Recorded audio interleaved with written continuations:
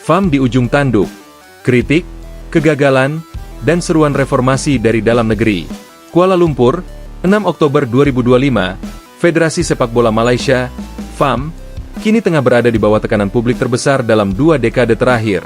Kritik demi kritik datang dari legenda sepak bola, media, hingga komunitas pendukung, yang menilai bahwa organisasi tertinggi sepak bola negeri jiran itu telah kehilangan arah dalam mengelola tim nasional dan kompetisi domestik. Menuju Piala Asia 2025, sepak bola Malaysia justru diwarnai serangkaian persoalan serius. Mulai dari skandal naturalisasi pemain, krisis cedera di tim nasional, ketidakseimbangan finansial di internal FAM, hingga menurunnya kepercayaan publik terhadap transparansi manajemen. Bagi banyak pengamat, inilah masa paling kritis dalam sejarah modern sepak bola Malaysia. Sebuah ujian kelayakan bagi FAM untuk membuktikan bahwa mereka masih mampu menjadi motor pembenahan olahraga paling populer di negeri itu. 1. Krisis kepemimpinan di tubuh FAM. Kisru internal FAM bermula dari laporan keuangan tahun 2024 yang dinilai tidak transparan. Beberapa media lokal, termasuk The Star dan Berita Harian, menyebut adanya ketidaksesuaian antara dana pengembangan pemain muda yang dilaporkan dan realisasi di lapangan. Kritik semakin tajam ketika sejumlah pejabat FAM diketahui rangkap jabatan di sektor swasta yang berkaitan dengan sponsor liga domestik. Meski tidak melanggar hukum secara langsung, praktik ini menimbulkan konflik kepentingan yang merusak citra organisasi. Mantan kapten tim nasional, Aidil Zafwan, menilai FAM sudah terlalu birokratis. Sepak bola itu tentang hasil, tapi kalau sistem di dalam FAM tidak efisien, sulit maju. Terlalu banyak lapisan keputusan, terlalu banyak tangan yang ikut campur, ujarnya kepada Astro Arena. Sementara itu, Presiden FAM Datuk Hamidin Mohamad Amin berulang kali menegaskan bahwa pihaknya sedang melakukan perombakan struktural besar-besaran. Namun, publik menilai reformasi itu berjalan lambat dan tidak menyentuh akar masalah, lemahnya tata kelola dan komunikasi internal. 2. Skandal naturalisasi yang tak kunjung selesai. Program naturalisasi pemain yang digagas FAM sejak 2019 kini menjadi bumerang. Alih-alih memperkuat skuad nasional, kebijakan itu justru membuka pintu kritik luas terhadap validitas data dan niat di balik perekrutan pemain asing. Sejumlah pemain yang telah dinaturalisasi dilaporkan belum memenuhi standar administratif FIFA, termasuk perbedaan data tempat tinggal dan masa tinggal yang disyaratkan. Laporan investigatif dari Malaysian Insight bahkan menyebut adanya pemain yang belum pernah tinggal di Malaysia secara penuh, tetapi sudah diajukan sebagai warga negara. Media sosial Malaysia pun bergolak. Tagar reformasi FAM dan henti naturalisasi sempat menjadi trending topik nasional. Banyak netizen menilai FAM lebih sibuk mencari pemain keturunan luar negeri ketimbang mengembangkan bakat lokal yang tersebar di akademi-akademi daerah. Legenda sepak bola Malaysia, Safe Sali, juga menyuarakan keprihatinan. Naturalisasi itu seharusnya solusi jangka pendek. Tapi kalau dijadikan kebijakan utama, itu tanda kita gagal membina pemain sendiri. FAM harus jujur menilai arah mereka. FAM berkilah dengan alasan kompetisi modern menuntut daya saing tinggi. Namun, sejumlah pengamat menilai langkah tersebut menunjukkan krisis identitas dan strategi jangka panjang yang serius. 3. Cedera, persiapan yang kacau, dan tekanan untuk berprestasi. Sementara krisis internal bergulir, tim nasional Malaysia juga dilanda persoalan teknis.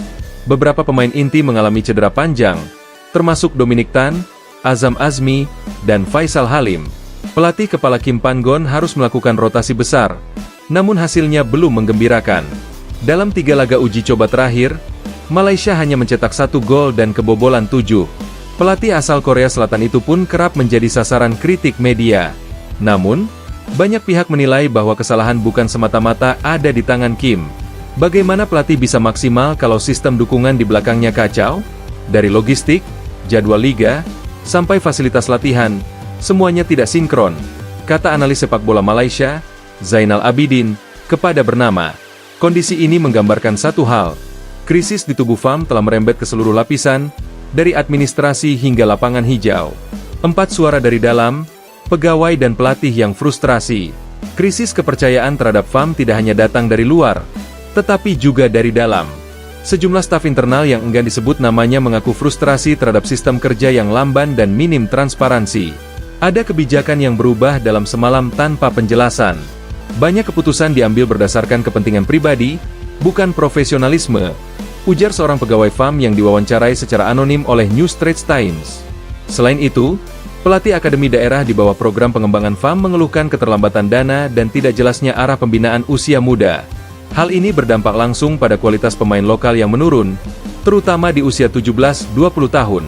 Masalah-masalah struktural ini menimbulkan efek domino yang sulit diatasi dalam waktu singkat, bahkan jika reformasi segera dijalankan. 5. Tekanan publik. Seruan reformasi yang semakin nyaring.